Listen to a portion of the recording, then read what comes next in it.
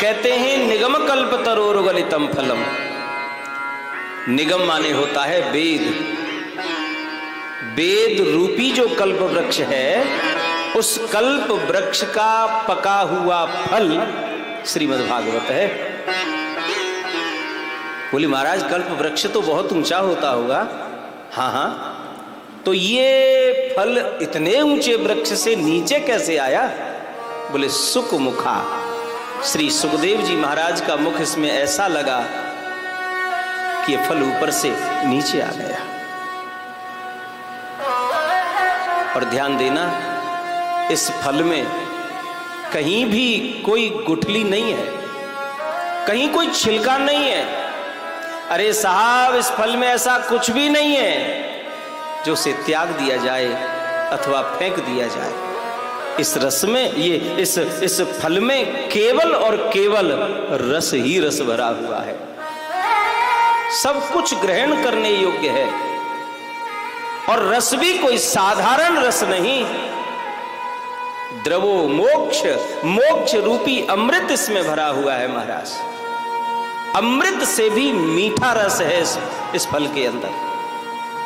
अच्छा महाराज, तो फिर इस रस का हम करें क्या? तो कह दिया पिबत भागवतम रसमालय। इस भागवत रूपी रस को पियो, पिए। महाराज ये पीने की चीज है कि सुनने की चीज है? भागवत कथा तो सुनी जाती है और आप कह रहे हैं पिए।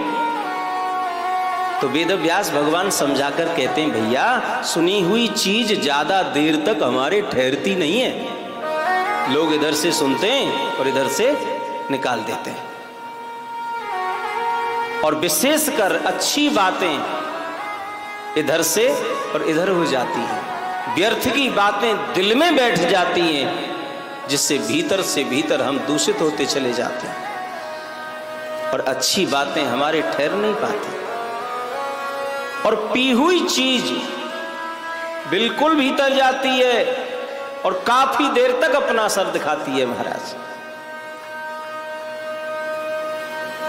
ज्यादा नहीं तो 4 घंटा तो असर दिखावेगी, जब तक कथा चलेगी तब तक महाराज। फिर कथा के बाद याद आवेगी चाय होए कि बाल भोग कछु खावे पीवे को मिले।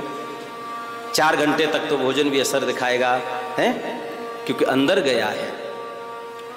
इसलिए वेद व्यास भगवान कहते हैं इस कथा को सुनना नहीं, अपने कर्ण रूपी दोनाओं के द्वारा इसे ऐसे पी जाओ कि ये कथा आपके भीतर अंदर उतर जाए। इसलिए कहते हैं पिबत भागवत। बोले हाँ महाराज चलो ठीक है, ये भी समझ में आ गया, पर कितनी बार पिए, कहां कहां पिए? कोई नियम तो बता दो, इतनी बार पी लो तो काम हो जाएगा। तो कह दिया नियम नहीं है, मुहुर्मुहु इस रस को आप बार बार पियो, बार बार। कि रामचरित जे सुनत अघाई, रस विशेष जाना तिन नाही। भगवान की कथा को सुनकर के जो ये सोचता है कि अरे बहुत सुन लिया, हमने बहुत कथाएं सुनी है महाराज, उधर हुई थी उनके यहाँ, वहां भी सुनी थी, उधर भी सुनी उनके, अभी तो 1 हफ्ते पहले हमारे खुद बगल में ही वही कथा वहीं सुन के आए हम तो महाराज। बहुत सुन ली हमने महाराज, और सैकड़ों कथा सुन चुके महाराज, हम तो बहुत सुन ली। अब वही पुरानी कथा बार बार क्या सुने? यदि ऐसा चिंतन यदि मन में आ रहा है, ऐसा यदि हम सोच रहे हैं कि हमने बहुत सुन लिया है, तो आप ये भी समझ लो कि आपने अभी कथा ही सुनी है। आप मतलब हम सभी ये समझें कि हमने केवल कथा ही सुनी है, अभी कथा के रस को नहीं समझा है। रस विशेष जाना तिन नाही, उसने रस को समझा ही नहीं है। इसको तो जितनी भी बार पियोगे, जैसे रस्सी आवत जात से सिल पर पड़त निशान। रस्सी कितनी कोमल होती है साहब, पत्थर कितना कठोर होता है,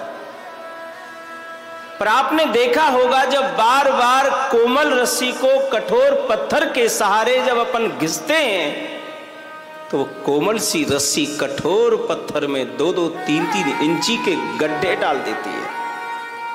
ठीक उसी तरह हमारे चित्त में जो कर्मों की, वासनाओं की गठरी चिपकी हुई है, उसे काटने की, उसे छेदन करने की ताकत केवल भगवान की कथा में है और दूसरा कोई साधन नहीं। इसलिए इस कथा को बार बार सुनो, बार बार इस रस का पान करो, सुख मिलेगा, आनंद की अनुभूति होगी। प्यार से बोलो जय श्री कृष्ण।